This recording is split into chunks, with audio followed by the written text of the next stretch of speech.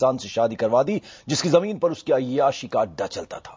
लड़की को नारायण साईं ने बोलने और कुछ सोचने तक का मौका नहीं दिया। चंद दिनों में ही लड़की को पता चल गया कि उसके साथ एक इंसान ने धोखा किया जिसे वो भगवान मानती थी। इतना ही नहीं, जब वो लड़की नारायण से शिकायत करने पहुंची तो उसने उस लड़की के साथ अश्लील हरकत की।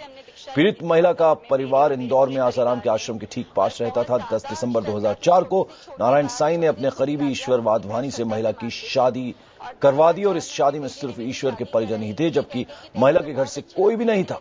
पढ़ी लिखी महिला धोखे से अनजान थी, लेकिन शादी के 2 माह बाद ही वो गर्भवती हुई और पति के बदलते स्वभाव से उसे पता चल गया कि वो धोखे का शिकार हुई।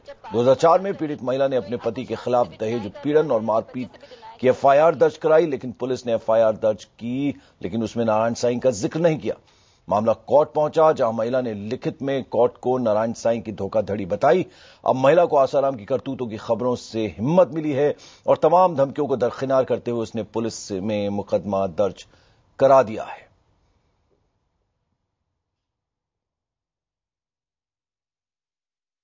मेरी 2000 में आशाराम बापू के जो बेटे हैं नारायण साईं, उनसे हमने दीक्षा ली थी 2000 में, मेरे और मेरे पूरे परिवार ने।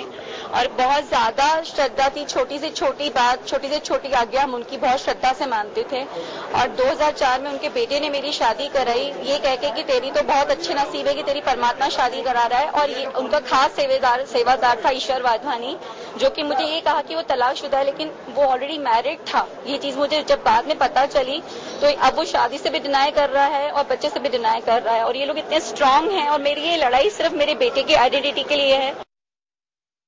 मेरे वरिष्ठ सहयोगी मनोज शर्मा इस वक्त हमारे साथ जुड़ रहे हैं। मनोज, 2004 का ये मामला है, क्या ये पूरा मामला और अब नारायण साईं मुश्किल में पड़ते नजर आ रहे हैं? वाकई पंकज, क्योंकि कोर्ट में जिस तरह से परिवार दायर किया गया, जिस तरह के साक्ष्य पेश किए गए हैं पंकज, 20 तारीख को अगली सुनवाई होनी है। तो 20 तारीख की सुनवाई में अगर कोर्ट इस केस की कॉग्निजेंस लेती है और तमाम चीजों की जांच करने की बात अगर कोर्ट कहती है, क्योंकि पंकज महिला लगातार एक बात कह रही है कि पहले भी उसने इस मामले को उठाने की कोशिश की थी, एफआईआर पुलिस में दर्ज कराने की कोशिश की थी, लेकिन कोई भी मामला दर्ज नहीं हुआ था। तो अब जो महिला के ये तमाम तरह आरोप है कि 9 साल पहले उसने किस तरह आश्रम में गई और आश्रम में किस तरह से उसके साथ धोखाधड़ी हुई और जिसे वो भगवान मानती थी उसी ने उसके साथ धोखाधड़ी। और मनोज, कहीं ना कहीं आसाराम की तरह नारायण साईं का भी अगर हम जिक्र करें तो वो भी हमेशा से विवादों में रहे हैं। हमेशा विवादों में रहने वाले, दरअसल दोनों आसाराम हो चाहे उनके बेटे नारायण साईं हो, दोनों की सबसे ज्यादा अगर हर महीने में एक बार किसी न किसी विवाद के रूप में नाम सामने आते रहते हैं, कभी जमीन को लेकर, कभी इस तरह के मामलों को लेकर। लेकिन ये मामला इसलिए गंभीर है पंकज कि अगर 20 तारीख को कोर्ट इस केस की कॉग्निजेंस लेती है, उसके बाद आगे पुलिस को जांच करने को कहती है और जो महिला का आरोप है कि पहले पुलिस ने कोई कार्रवाई नहीं की थी, और अगर अब वो कार्रवाई होती है तो नारायण साईं मुश्किल में और इस मामले को अगर देखें, चूंकि 2004 का मामला है तो इसमें देरी क्यों हुई, पहले रिपोर्ट क्यों नहीं की गई? क्या हिम्मत अब चूंकि आसाराम मुश्किल में तो इस लड़की में आई, क्या बात हुई है?